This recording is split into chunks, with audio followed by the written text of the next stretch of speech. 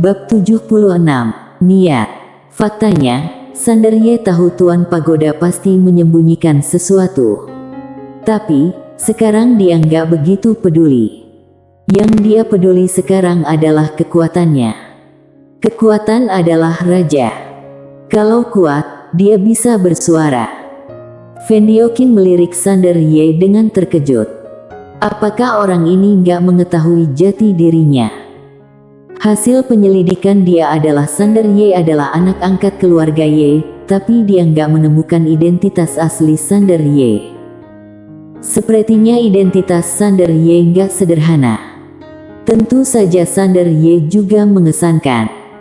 Dewa pedang yang berusia 17 tahun. Jangankan di dataran tengah negara es, biarpun di pusat Akademi Guanxuan, dia termasuk jenius. Begitu seorang jenius menjadi kaisar pedang, akan sangat berbobot. Tahukah kamu, pusat Akademi Guanxuan hanya punya 3 kaisar pedang? Sesudah berpikir, Fendiokin tersenyum. Kak Sander, di dunia ini, status dan latar belakang memang penting, tapi menurutku upaya pribadi lebih penting. Kalau kita nggak bisa jadi generasi kedua yang kuat, maka jadi generasi pertama yang kuat. Sander Ye tersenyum. Kalau kita nggak bisa jadi generasi kedua yang kuat, maka jadi generasi pertama yang kuat. Kak Fendio, aku suka. Fendiokin tertawa. Sander Ye berujar dengan suara yang diam, Kak Fendio, aku mau masuk tempat pelatihan Paviliun Xianbao untuk berlatih. Fendiokin tersenyum, aturkan saja. Sander Ye tersenyum, terima kasih. Fendiokin tertawa, sama-sama. Bidang mana yang mau Kak Sander latih? Sander Ye berujar, gravitasi ruang. Fendiokin berujar, sejauh yang kutahu, Kak Sander sudah mampu beradaptasi dengan gravitasi ruang tingkat 15. Sander Ye mengangguk, apakah Paviliun Xianbao punya tingkat gravitasi ruang yang lebih tinggi? Fendiokin tersenyum, ada. Ikut aku. Sesudah mengatakannya, dia pergi. Sander Ye mengikutinya. Sesudah beberapa saat, Fendiokin membawa Sander Ye ke aula hitam.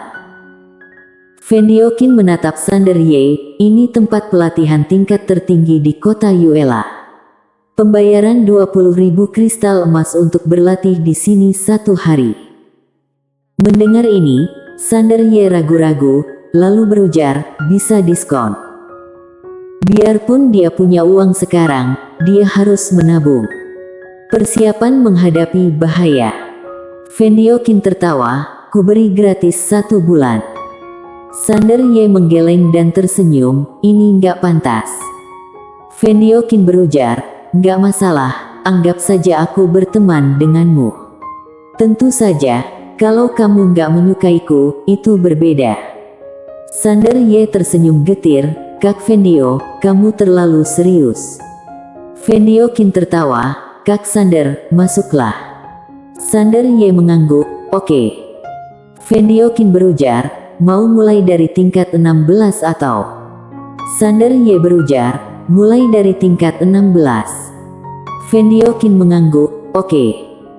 Begitu Sander Ye memasuki aula, gravitasi ruang waktu yang menakutkan menekannya, tapi dia hanya mengernyit.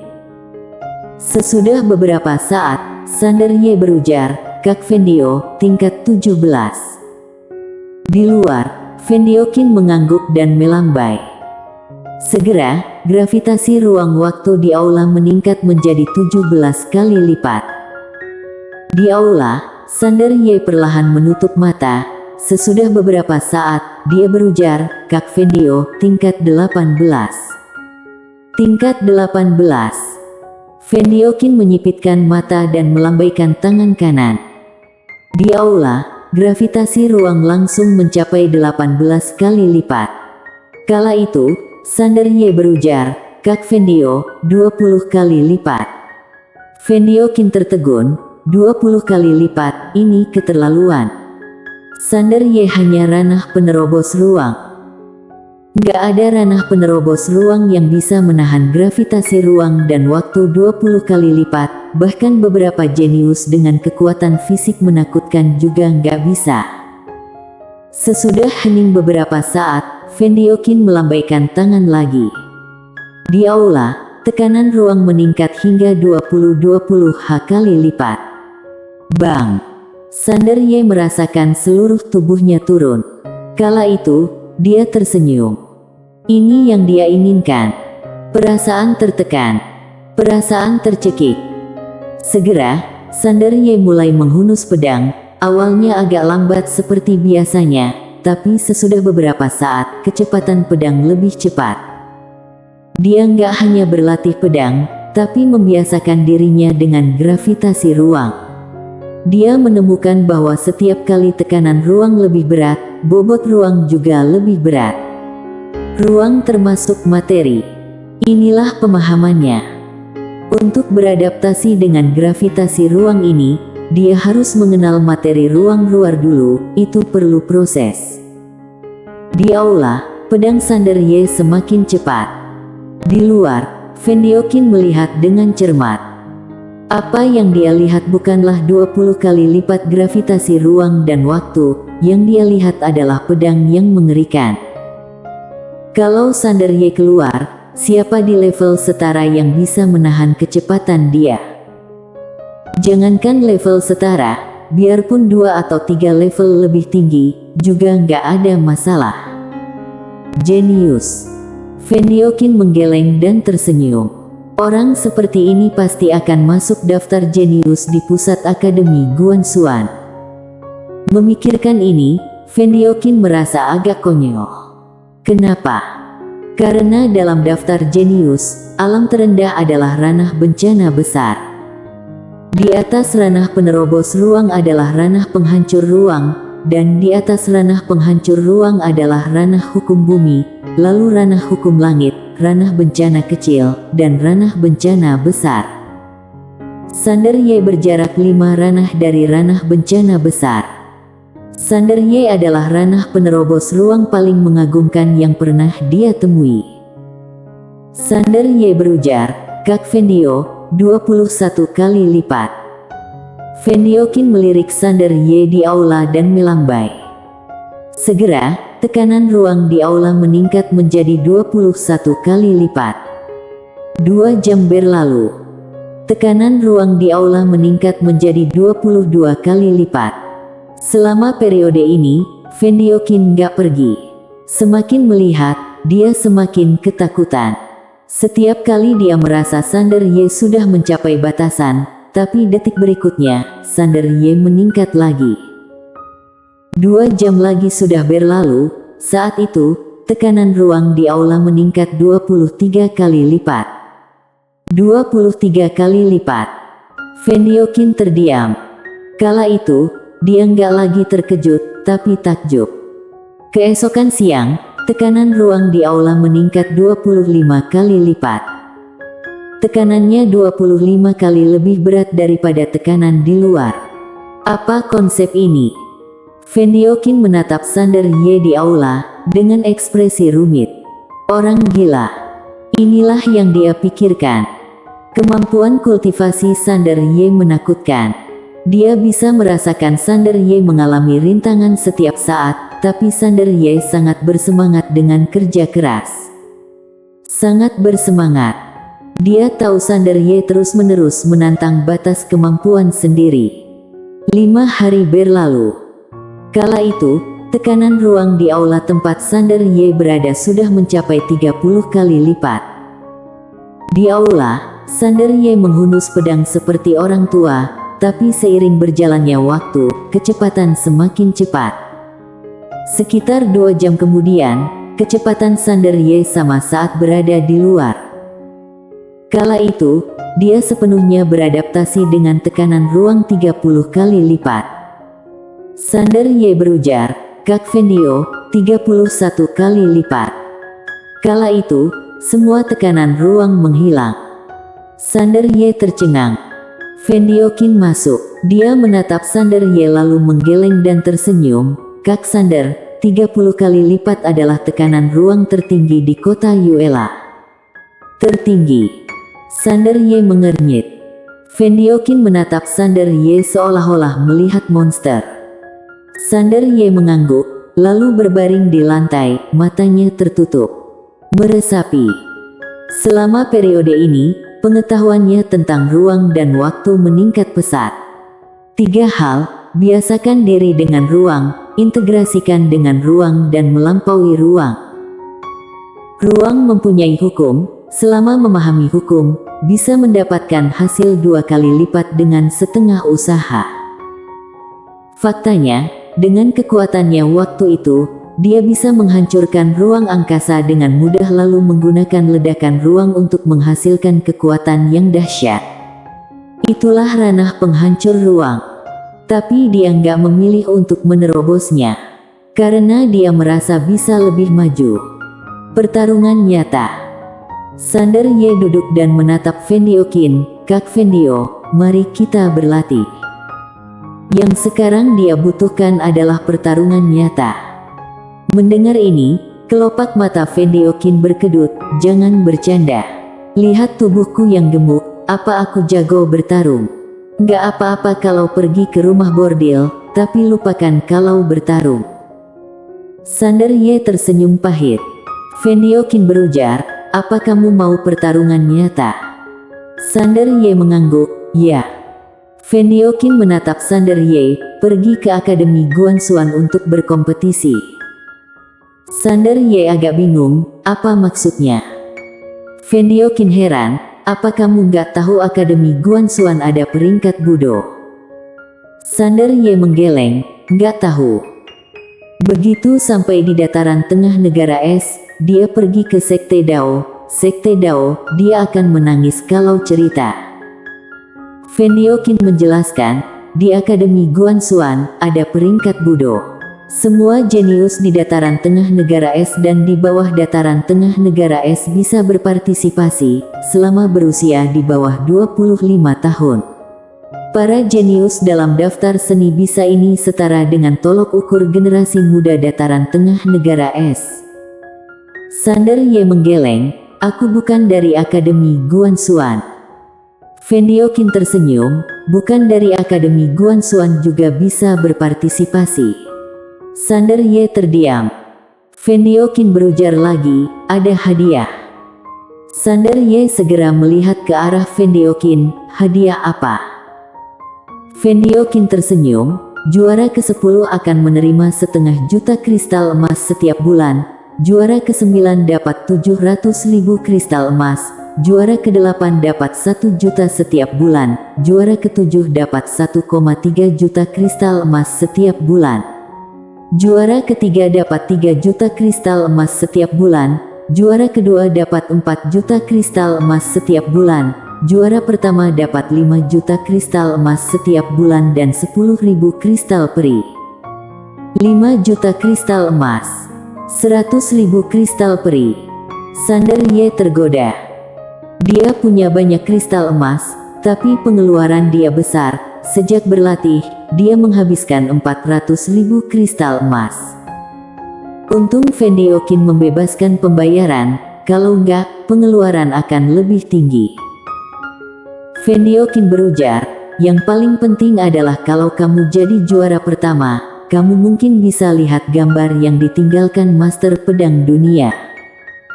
Mendengar itu, Sander Ye tercengang, gambar yang ditinggalkan oleh Master Pedang Dunia. Fendiokin mengangguk, ya.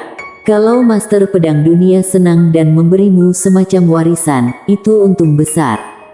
Tentu saja, itu nggak akan terjadi kecuali kamu sangat istimewa, karena selama ini, dia hanya muncul sekali, itu terjadi ribuan tahun yang lalu. Master Pedang Dunia. Sander Ye mendambakan itu. Tentu saja, dia nggak peduli dengan warisan, yang penting bisa bertemu dengan Master Pedang Dunia. Kalau bisa bertemu dengan Master Pedang Dunia, kamu mungkin bisa meminjam pedang Qingxuan darinya. Biarpun peluang gak besar, tapi tetap ada. Sander Ye berujar dalam hati, Tuan Pagoda, aku ingat kamu bilang sebelumnya kamu mengenal Master Pedang Dunia. Pagoda kecil berujar, ya.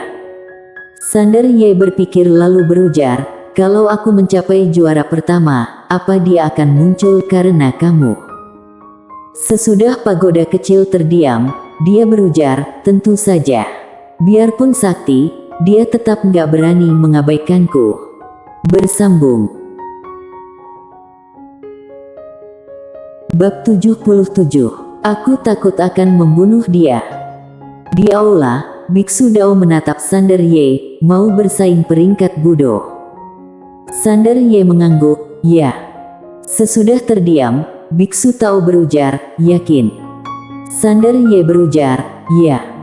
Biksu Tao tersenyum, pergilah. Sander Ye membungkuk, oke. Sesudah mengatakannya, dia pergi. Biksu Dao melihat Sander Ye pergi, dia heran. Menakjubkan. Kian mengenal Sander Ye, kian terasa misterius. Kala itu, dia tahu pendukung pemuda ini nggak sederhana. Mengerikan, bisa membantai klan naga asli dan menekan klan Senge. Biksu Dao menggeleng, lalu melihat lukisan, leluhur, mohon berkati pemuda ini. Kalau enggak, sekte Dao akan punah. Sander Ye bertemu Sisil Nanling. Sisil Nanling punya dua lesung pipit, terlihat cantik saat tersenyum. Sander Ye bertanya, kakak seperguruan, ada apa? Sisil Nanling tersenyum, terima kasih. Sander Ye tersenyum, sama-sama. Sisil Nanling bertanya, mau keluar? Sander Ye mengangguk, aku mau pergi ke Akademi Guansuan untuk bersaing peringkat Budo. Peringkat Budo. Sisil Nanling berkedip, semangat. Sander Ye tersenyum, ya. Sesudah mengatakannya, dia terbang dengan pedang. Sisil Nanling menatap lama cahaya pedang di langit, lalu berbisik, aku juga harus giat. Sesudah mengatakannya, dia pergi. Akademi Guansuan dataran tengah negara es ada di pegunungan Kilian yang puluhan ribu mil panjangnya, dengan ratusan nadi peri. Di dataran tengah negara es, Akademi Guansuan bagai tempat suci untuk berkultivasi. Pada jarak ribuan mil dari pegunungan Kilian, Sander Ye merasakan energi spiritual yang kental, semakin masuk semakin murni. Sander Ye tergoda. Dia mengerti kenapa banyak orang datang ke Akademi Guansuan. Berlatih di tempat seperti ini, babi pun bisa menjadi siluman. Lingkungan sangat penting. Sander Ye sampai di kaki Gunung Kilian. Gunung Kilian seperti pedang tergantung terbalik di langit. Di puncak gunung, 1000 air terjun mengalir, sungguh spektakuler. Di puncak gunung, samar-samar ada istana megah yang diselimuti awan, bagai negeri dongeng. Melihat pemandangan ini, Sander Ye mendesah. Akademi Guansuan negara N terlalu sederhana dibandingkan dengan ini. Sander Ye berjalan, Akademi Guansuan sangat besar dan dia nggak tahu jalan, jadi terpaksa bertanya. Tak lama kemudian, dia melihat seorang laki-laki berjubah merah, memegang kipas lipat dan tersenyum. Sander Ye menghampiri pria itu dan tersenyum, saudara, numpang tanya, di mana tantangan peringkat Budo? Mendengar itu, pria itu agak terkejut, lalu menatap Ye Xuan dan berujar sembari tersenyum, kamu mau berkompetisi masuk peringkat Budo? Sander Ye mengangguk, aku mau coba. Pria itu menunjuk ke kanan dan berujar sembari tersenyum, lihat gunung itu. Itu Gunung Senwu, tantangan peringkat Budo di gunung itu. Sander Ye menangkupkan tangan, terima kasih. Dia berjalan menuju Gunung Senwu. Pria itu melirik punggung Sander Ye, lalu berujar sembari tersenyum, dia nggak memegang pedang, tapi seperti pedang yang siap dihunus dengan bilah tajam. Dewa pedang yang sangat muda, menarik. Kala itu, sebuah suara terdengar, pemuda ini nggak sederhana. Laki-laki itu tersenyum, kalau dewa pedang agung, bisa bilang nggak mudah. Kalau dewa pedang, hanya termasuk lumayan. Suara itu berujar, kekurangan terbesarmu adalah meremehkan orang. Laki-laki itu nggak menganggap serius dan berujar sembari tersenyum, bukannya aku meremehkan orang, tapi dalam generasi muda dataran tengah negara es, kecuali yang dari klan Siluman dan Bima Sakti, nggak ada yang bisa kuhargai. Sesudah mengatakannya, dia berhenti lalu tersenyum, aku tahu, aku sangat sombong, aku datang menemui ketua Gesi hari ini dengan harapan dia bisa mengalahkanku dan menyembuhkan kesombonganku. Sesudah mengatakannya, dia berjalan menuju gunung. Segera, dia mencapai puncak gunung, seorang lelaki tua muncul. Pria itu membungkuk pada lelaki tua itu, aku dari klan Eterna Morgan Dongli, ingin bertemu ketua Gesi. Morgan Dongli, klan Eterna. Mendengar ini, ekspresi lelaki tua itu berubah. Dia dikenal sebagai paling jenius sejak Master Pedang Dunia. Dia juga kandidat populer dalam pertarungan keberuntungan Tao. Kecuekan lelaki tua itu menghilang, digantikan oleh kelembutan, Tuan Muda Morgan, tunggu sebentar. Sesudah mengatakannya, dia pergi. Di tempat itu, Morgan Dongli melihat sekeliling dan terkekeh, Akademi Guanxuan memang surga di dunia. Lalu lelaki tua tadi muncul di depan Morgan Dongli lagi. Orang tua itu membungkuk dan berujar, Tuan Muda Morgan, ketua Gesi mengundangmu masuk. Morgan Dongli menangkupkan tangan, terima kasih. Dia berjalan menuju kejauhan. Sesudah melewati halaman, Morgan Dongli sampai di sebuah halaman lain. Di paviliun, seorang wanita sedang mengulas sesuatu. Dia adalah Gesi Ye. Sejak Wendy Lu diberhentikan, Akademi Guanxuan dataran tengah negara es untuk sementara waktu menjadi tanggung jawabnya. Morgan Dongli berhenti dan membungkuk, salam ketua Gesi. Gesi Ye meletakkan pena dan berujar, ada perlu apa, Tuan Muda Morgan? Morgan Dongli menatap Gesi Ye dan tersenyum, katanya ketua Gesi ahli kungfu dan sastra, aku nggak berbakat jadi mau meminta nasihat. Saat berbicara, dia menatap Gesi Ye. Biarpun tersenyum, ada kesan provokasi. Gesi Ye berpikir sejenak, lalu berujar, Tuan Muda Morgan, ranahku lebih tinggi dari ranahmu, ini nggak adil. Morgan Dongli tersenyum, aku nggak peduli. Gesi Ye menyilangkan jari dan menatap Morgan Dongli, Tuan Muda Morgan, aku nggak terlalu suka bertarung. Morgan Dongli menatap Gesi Ye sembari tersenyum, ketua Gesi meremehkanku. Begitu dia selesai berbicara, aura misterius mengunci dirinya. Morgan Dongli menyipitkan matanya, dia berbalik dan melihat seorang pengawal berbaju besi emas berdiri nggak jauh. Melihat orang itu, ekspresi Morgan Dongli langsung menjadi serius. Pengawal Guanxuan. Kala itu, Gesi Ye melambaikan tangan kanan dengan ringan, pengawal Guanxuan segera mundur. Gesi Ye tertawa dan berujar, Tuan Muda Morgan, aku sangat gak suka berkelahi, silakan kembali. Morgan Dongli terdiam, lalu menatap Gesi Ye, ketua Gesi, bagaimana kalau aku memaksa bertarung hari ini? Gesi Ye bertanya, Tuan Muda Morgan, apakah kepala keluarga kalian tahu kamu datang? Morgan Dongli menatap Gesi Ye, nggak tahu.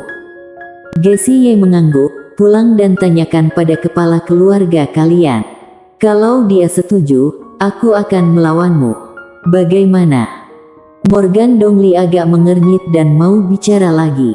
Gesi Ye tertawa dan berujar, aku harus bekerja. Morgan Dongli melirik Gesi Ye. Kali ini, dia nggak memaksa dan langsung pergi. Sesudah Morgan Dongli pergi, seorang wanita tua muncul di samping Gesi Ye. Wanita tua itu berujar, pria ini sombong, nak, kenapa kamu nggak beri pelajaran? Gesi Ye tertawa dan berujar, dia nggak sombong, dia sengaja menghancurkan dulu reputasi lalu bangun ulang. Wanita tua itu menatap Sander Ye, hancurkan lalu bangun ulang. Gessie Ye mengangguk, dia sudah mencapai batasan ranah di dataran tengah negara es, sulit untuk menerobos lagi, tapi kalau dia kalah dari aku hari ini, dia pasti bisa mencapai level yang lebih tinggi. Wanita tua itu berujar, apa kamu nggak bersedia membantu dia naik level? Sesudah terdiam, Gessie Ye berujar, aku sangat nggak suka berkelahi. Wanita tua itu bingung, apa itu alasannya? Gessie Ye tersenyum, mengambil pena dan mulai mengulas, lalu berujar, aku takut aku akan bunuh dia. Wanita tua. Gessie Ye bertanya, apa yang dilakukan Tuan Muda Sander sekarang? Wanita tua itu melirik ke arah Gessie Ye, lalu berujar, dia datang ke akademi. Kayaknya mau berkompetisi peringkat budo. Peringkat budo. Gessie Ye berpikir, lalu berujar, sayang sekali. Wanita tua itu bertanya, apa yang sayang? Gessie Ye berujar dengan lembut, orang jenius itu nggak masuk akademi. Ini kerugian akademi. Wanita tua itu agak penasaran, nak, kayaknya kamu sangat menghargai Tuan Muda Sander. Gessie Ye tersenyum, tahukah kamu perbedaan antara jenius dari keluarga bangsawan dan dari dunia bawah? Wanita tua itu menggeleng. Gessie Ye berujar lirih, orang jenius dari keluarga besar hanya melihat untung rugi serta kepentingan. Mereka nggak peduli dengan makhluk hidup, yang dilihat adalah kepentingan dia dan keluarga. Artinya, mereka menjauh dari masyarakat umum. Wanita tua itu bertanya, tapi menurutku jenius dari kalangan bawah juga egois dan mengejar tujuan yang sama. Gessie Ye tertawa dan berujar, ya, tapi mereka tahu kesulitan dan penderitaan orang-orang di dunia bawah. Sesudah mengatakannya, dia berhenti lalu berujar, aku harap ada lebih banyak teman seperti ini dari dunia bawah. Wanita tua itu terdiam. Gessie Ye bertanya, ada kabar dari pusat? Wanita tua itu menggeleng, belum, tapi akan segera datang. Gessie Ye tertawa dan berujar, sekarang, banyak orang merasa aku membuat keributan dan sengaja menekan keluarga bangsawan tapi mengabaikan satu masalah, yaitu inti dari akademi, keadilan, keadilan, dan keadilan. Saat mengatakannya, dia melihat ke langit dan berujar, sampai sekarang, nggak ada yang peduli dengan Tuan Muda Ye. Dalam ujian seni bela diri akademi, dia bertarung secara adil dengan Panji, tapi menerima perlakuan nggak adil. Akademi kita nggak hanya nggak membelanya, tapi juga mengucilkannya. Aku yakin Tuan Muda Ye bukan satu-satunya korban. Pasti banyak ketidakadilan terjadi di dunia bawah yang nggak kita tahu. Dia menggeleng, apa tatanan sebelum akademi kita? Tatanan Sekte Dao, kenapa tatanan Sekte Dao diganti dengan tatanan akademi kita? Karena korupsi. Tapi sekarang, di akademi kita, keluarga besar, berbagai sekte dan pejabat berkuasa saling melindungi, juga banyak orang di akademi yang melupakan niat awal dari Master Pedang Dunia mendirikan akademi ini. Wanita tua itu ragu-ragu sejenak, lalu berujar, nak, bisakah kamu abaikan masalah ini? Gessie Ye menggeleng, kenapa Master Pedang Dunia menciptakan Akademi Guanxuan? Dia mau membangun nasib untuk semua makhluk hidup, dan menciptakan perdamaian untuk semua generasi. Inilah tujuan dia. Apapun yang muncul sesudah Akademi Guanxuan, harus berjuang untuk tujuan ini. Kalau ada masalah di akademi, kelola akademi. Kalau ada masalah di dunia, maka aturlah dunia. Wanita tua itu hendak berbicara ketika seorang lelaki tua muncul di depan Gessie Ye. Dia memberi hormat pada Gessie Ye, lalu berujar, kabinet memerintahkan Ketua Yesi segera kembali ke pusat. Sesudah terdiam, Gessie Ye berujar, keluarga An dan klan Naga Langit kuno sangat serius. Benar saja, menyentuh kepentingan kelas atas seperti merampas nyawa mereka. Dia meletakkan pena dan berujar, mari kita bertemu Tuan Muda Sander. Ini mungkin pertemuan terakhir kali. Bersambung.